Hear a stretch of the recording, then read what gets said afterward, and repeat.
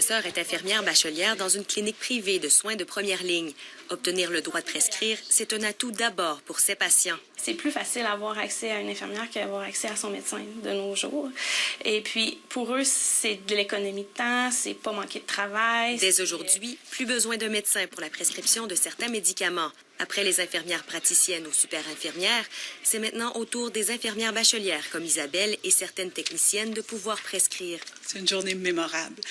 Mémorable pour toute la population du Québec parce que par ce geste-là, le droit de prescrire pour les infirmières, on vient d'améliorer l'accessibilité aux soins. Ces infirmières peuvent maintenant prescrire des contraceptifs, des traitements contre les infections transmises sexuellement, des médicaments pour soigner les plaies et des médicaments pour les suivis de grossesse, entre autres. Cette nouvelle est le résultat de 3 ans de négociations avec le Collège des médecins. On est la deuxième province où est-ce que les infirmières ont le droit de prescrire. Ça fait une différence importante. On pense aller chercher près de 10 000 prescripteurs de plus à travers le Québec.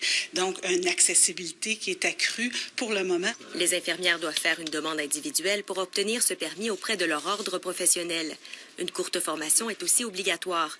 En moins de 3 jours, les infirmières peuvent recevoir leur numéro de prescripteur.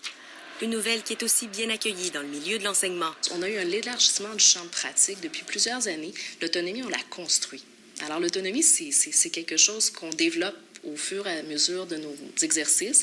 Le droit de prescrire est un atout de plus, mais qui s'ajoute à 17 activités professionnelles qui donnaient déjà un éventail d'autonomie. C'est ça, exactement. Pour Isabelle, il ne tardera pas avant qu'elle entame les démarches pour se prévaloir de son droit. Ici, Pascal Lacombe, Radio-Canada, Québec. Exactement.